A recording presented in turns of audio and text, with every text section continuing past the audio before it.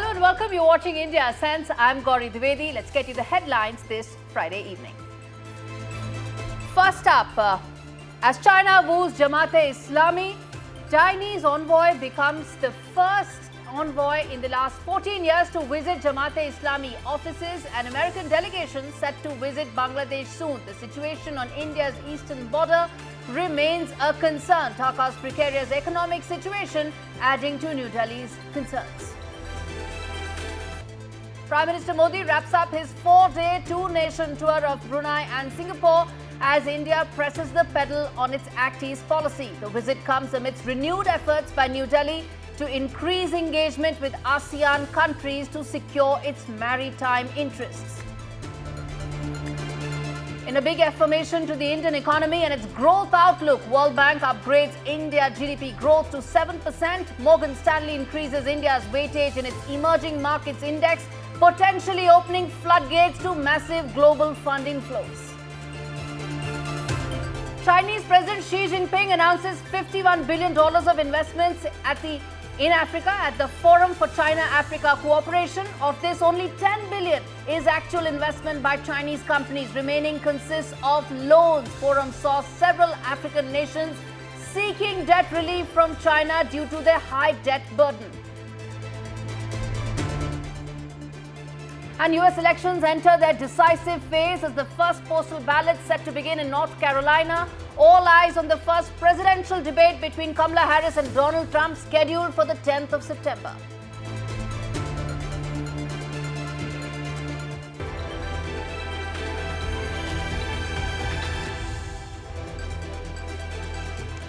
On to our big story this evening, which is Bangladesh as it enters a new chapter, settling into a new normal after decades of Sheikh Hasina's rule. String of developments are now threatening to impact India's security concerns on its eastern border. China is weighing in, and so is America. Radical Islamists have been released, even as Beijing is now trying to mainstream Jamaat-e-Islami, with its envoy holding a meeting with the extremist organization, which is a first for a diplomat after 14 years. Add to it the race to fix the economy that's been ravaged by recent political instability, where both America and China are keen to play a major role in the hope that they remain relevant in a post-Yunus government as and when that happens. Now take a look at this report to know about the extent of the flux that's taking place in the world's 8th most populous country, and then we come back and ask the question that is Bangladesh simply developing a new sovereign identity away from Hasina, or is it shaping into a major security challenge at India's eastern border?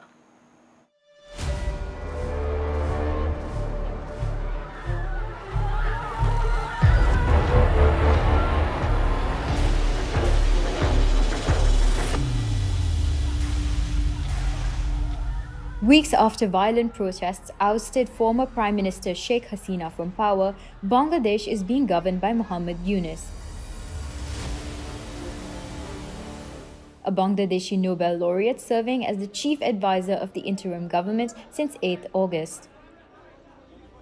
While Yunus's appointment was hailed as the return of the people's will to Bangladeshi governance, social instability continues to remain a challenge, stemming from recent developments since Yunus took power 3 weeks ago.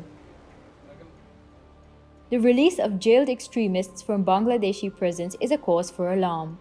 The Yunus-led government has ended the detention of radical Islamist leaders under the alleged influence of the Jamaat-e-Islami group, an outfit outlawed during the Hasina era.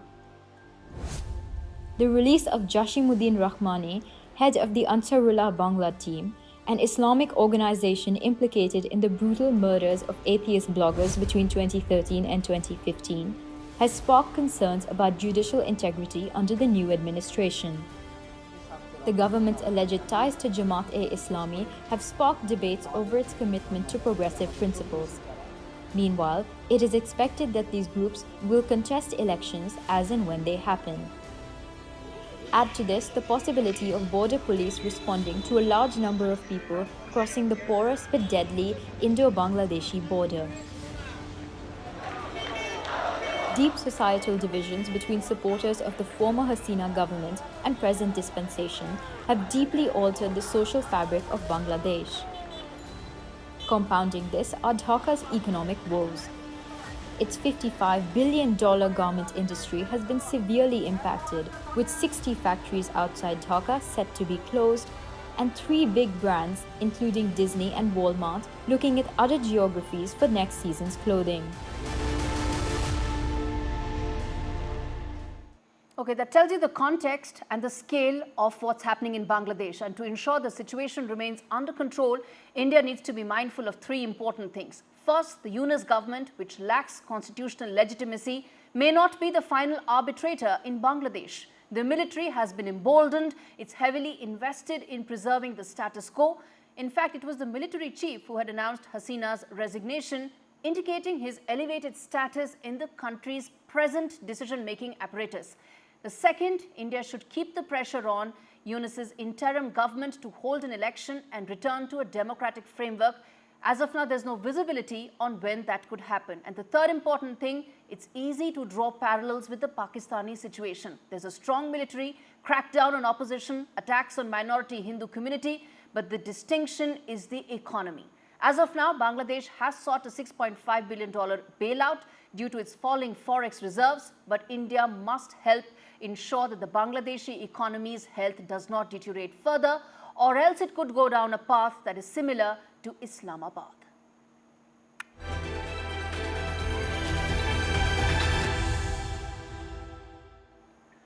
Shifting focus now to the first wide-angle story of the broadcast. Just 2 weeks after Prime Minister Modi met Ukrainian President Zelensky and less than 2 months after his visit to Moscow, New Delhi may play a pivotal role in ending the conflict which has been continuing since February 2020. Before we come back and talk more about how that could happen, first listen in to Russian President Putin talking about India's major role in such a scenario. First of all, it is Chinese People's Republic, Brazil, India. I'm in contact with my partners, and I have no doubt that the leaders of these countries, and we have the relations of trust and confidence with one another, will be really interested and provide a helping hand. If there is a desire of the Ukraine to carry on with the negotiations, I can do that. But there are many conditions and demands from both Russia and Ukraine, whether it's troop withdrawals, whether it's recognizing territories, it's removal of West-imposed sanctions for Russia. There's a plethora of issues, and arriving at a common ground could be painstakingly long. But the precursor to that is the starting of the very process that requires both parties to be at the negotiating table.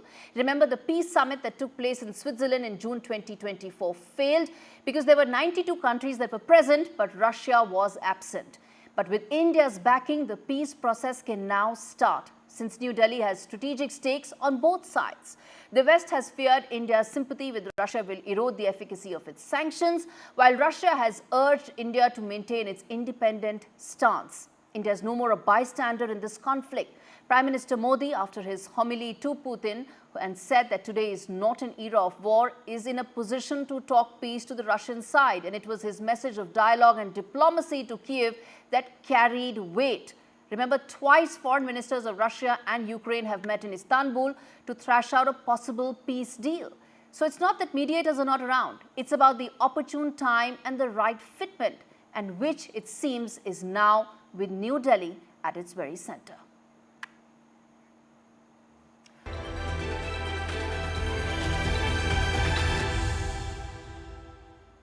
All right, we've come to the top voice segment of the show.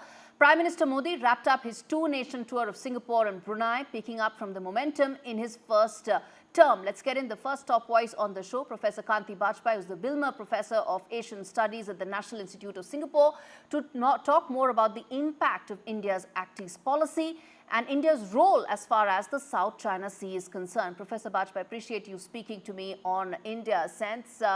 I want to ask you a first question, which is the evolution of India's Act East policy. How do you see that transforming since the early days of Look East? Well, I think it's interesting that these 4 countries, Malaysia, Vietnam, Brunei, and now Singapore, have been at the forefront of what Mr. Modi has been doing in the last few days. Because really, in a sense, over the last 2 or 3 years, most of Mr. Modi's second term Southeast Asia didn't feature very high. In his first term, he was here a lot. And I think he came to Singapore at least twice, if not 3 times in his first term. He went to other countries in the region. But in the second term, it's been very noticeable that Southeast Asia has not really been on his map, or even any of the other very senior ministers, although Jaishankar was here a couple of times as well. So I think this is significant because he himself is at the forefront of these visits and handshakes, and it signals, I think, a renewed interest in New Delhi in the Act East policy. So I think that's welcome because, as I said, the last 4 or 5 years, India lost interest, I think, in the region to quite a perceptible extent. And I think the region lost interest in India as well. And do you see India being able to really counter China, position itself as a counter to China in the South China Sea? Yeah, I mean, certainly the dragon in the room in all these meetings is China. So none of India's interlocutors here, nor India itself, will put the China factor up front because it's very uncomfortable, both for New Delhi and for these countries. But clearly, I mean, that's the largest strategic backdrop to the Act East policy, and before that, the Look East policy. So I think Malaysia probably is the friendliest to China of these countries. And Singapore, of course, is very well positioned with China. Perhaps the greatest tensions in the maritime space have been with Vietnam because they have a claim, the Chinese, over the South China Sea, which impacts Vietnam. It also impacts Malaysia, but Malaysia has been willing to swallow hard and I think not antagonize the Chinese too much. But yeah, I mean, even the Malaysians, Kuala Lumpur has its own concerns about the South China Sea. So yeah, I would say you're right that the larger backdrop, of course, you can sign any number of MOUs. Mr. Modi just signed 4 with Singapore, but MOUs are usually fizzle out. And we all know, as we're part of organizations, that most MOUs are not even actionable very much. But the larger picture, strategic picture, is, of course, the military geopolitical domain. And while nobody wants to utter the word China, that's what the big backdrop inevitably is, particularly, I would say, in Singapore and Vietnam. I know MOUs, you mentioned any number of them could be signed, but what about trade? It's the fulcrum of any bilateral partnership. Do you think that bit India is getting right in terms of India and ASEAN as a whole? Well, if you mean by connectivity, you mean India actually helping build infrastructure such as highways and railways and ports and so on in this region, then India's record is not great. Take Myanmar, for instance, even before the virtual civil war there, which makes it impossible now to do very much. Even before that, for 20 years, India has been unable to finish various projects there and to connect up through Myanmar to the Asian highway. So, I think clearly, leaving Myanmar aside, if on the mainland Southeast Asia we can take some things to completion, then that would be quite impressive. The region has got big players here, so India must be prepared for some quite modest gains. Before China and its BRI, the Japanese for 40 years, 50 years were the kings of infrastructure development and connectivity. So India can only play a smaller role, perhaps as it signaled a few years ago with Japan. But again, I think the accent is really on delivering some successes. Do something where you can actually deliver in the short to medium term to bring back some sense that India delivers on promises and can make a difference.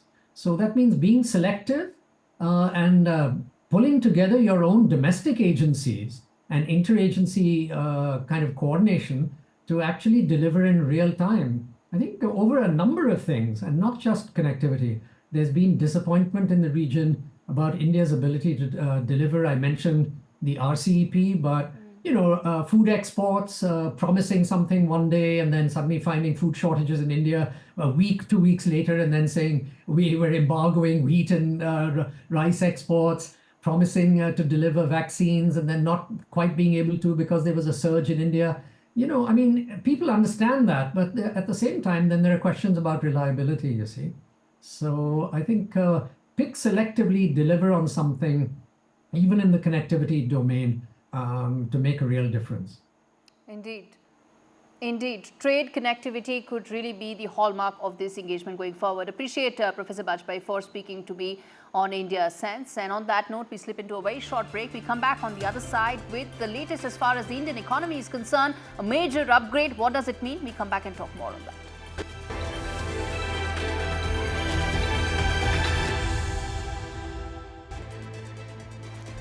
Welcome back. You're watching India Sense with me, Gauri Dwivedi. Now, the second wide-angle story on the show, which is about Indian economy, and in recognition of the rising heft and the massive growth opportunity that the Indian economy now has, World Bank has upgraded the growth outlook for the current financial year for India to 7% at a time when the Chinese economy seems to be struggling to meet its growth forecast. In addition to that, there's been an increase in India's weightage by Morgan Stanley in its emerging markets index, which sets the stage for India's rapid rise to a $7 trillion or possibly a $10 trillion economy in the next 5 to 8 years. Take a look at this report that breaks these trends down in greater detail.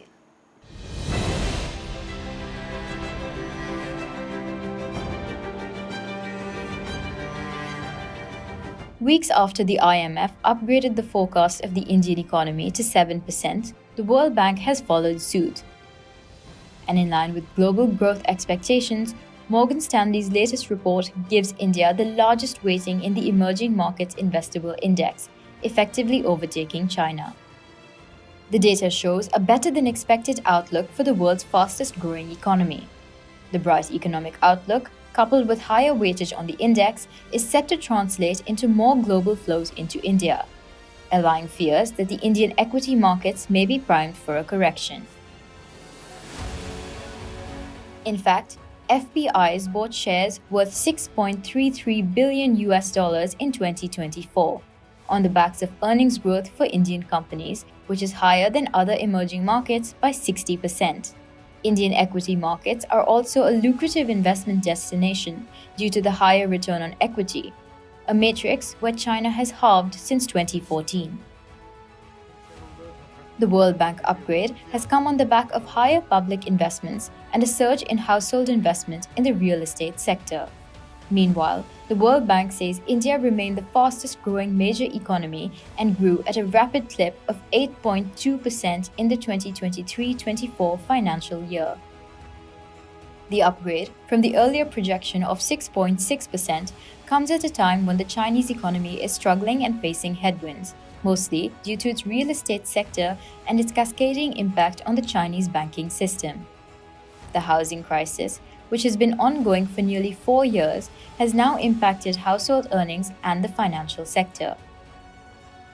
Adding to the worries over the health of the Chinese economy is a lower than expected services growth. The IMF has termed services as an underutilized growth driver for China, contributing far less than its potential. Sparking fears of a larger risk is China's factory activity, which contracted for a fourth straight month in August. The contraction indicates the world's largest economy may struggle to meet its growth target of around 5%. For New Delhi, its task is cut out. It needs to prioritize getting big-ticket investment and press the pedal on its $1 trillion manufacturing goal, which requires favorable trade pacts. As the global trade landscape gets more protectionist, India's trade policy holds the key to its growth trajectory.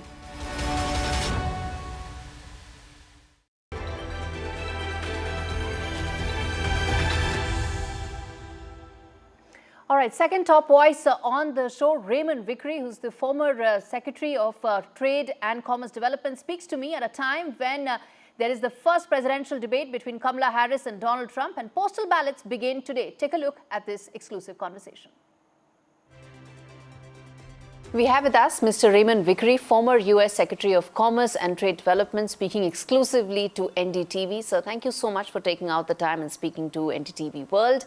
Thank you for having me. My first question, sir, we speak at a time when the U.S. elections have moved to the next decisive phase. There's just about 2 months to go.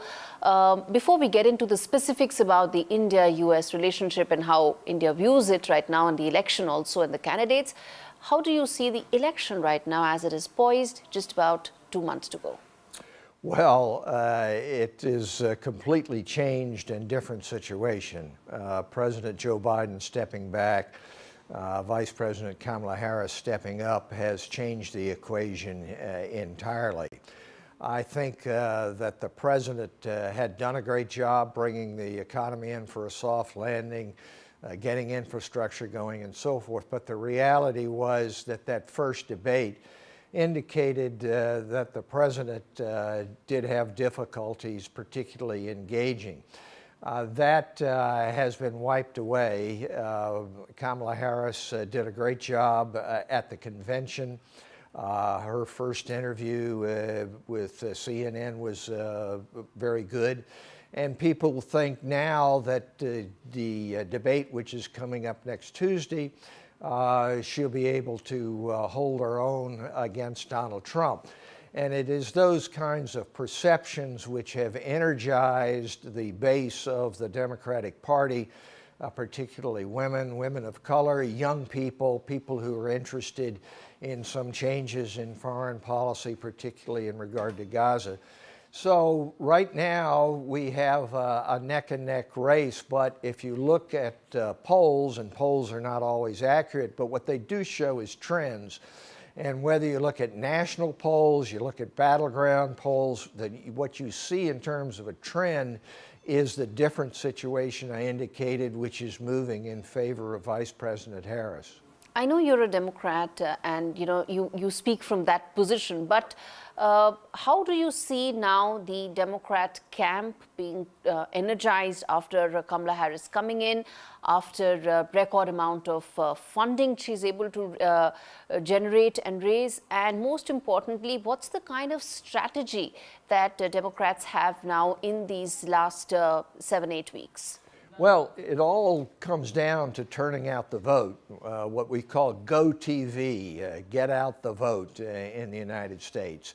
And you have to have the cadres at the local level who will do the knocking on doors, the making of calls, the giving of rides to the polls. Is that system now been completely re-energized with Kamala Harris coming in? Oh, yes, it has been. We've got people coming into headquarters all across the United States looking for yard signs, wanting to know how they can help. Whereas before, people were saying, yeah, I will vote for the president, but maybe I've got something else that I need to do between now and November the 5th. And that's a completely different situation. Now, we have a lot of undecided voters in the United States as well. I think that's a reflection of the fact that Kamala Harris is not known well nationally. So while people might have had their minds pretty well made up when the known qualities of President Biden and Donald Trump were there, now you have somebody new, and people are saying, well, I'm undecided. I want to take a look. And that's been estimated as much as 15 to 20% of the voters, which is a huge number. Just 2 months before the election. 2 months before the election. In my view, that requires the kind of energy we're talking about, because those undecided people are not going to decide just on who does better on that debate on Tuesday. They're going to say, what are their friends and neighbors telling them about the candidates? And or some would say, what is the candidate themselves putting out in terms of agenda? Is that an area that you feel that as a Democrat, maybe more needs to be done in terms of crystal clear agenda that what Harris stands for? There's no question that we have to put meat on the bones. The whole campaign of Vice President Harris has to be premised on looking forward. And that premise requires two things. It requires the kind of hope and enthusiasm, optimism about the future, but it also requires some knowledge of what that future is likely to look like. And as the campaign has gone on, there has been more meat put on the bones. it's no surprise that we haven't had the kind of detail on websites and in other places about the platform because of the change personnel involved. But if you look at the economic proposals, they are populist in nature, $6,000 credit for newborn children, getting the child tax credit back to where it was during the pandemic, a provision on housing to be able to give a $25,000 grant for the first time, capping healthcare costs, drug costs particularly. So as we go along, there is going to be more meat, but there has to be that. For example, I would say, let's take the question about fracking, on which the Vice President has changed Her stance, her stance on that.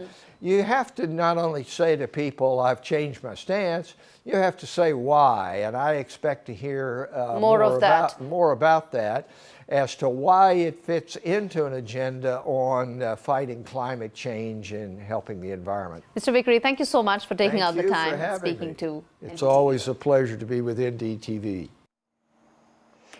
Completely timed out on this edition of India Sense. Thanks so much for watching.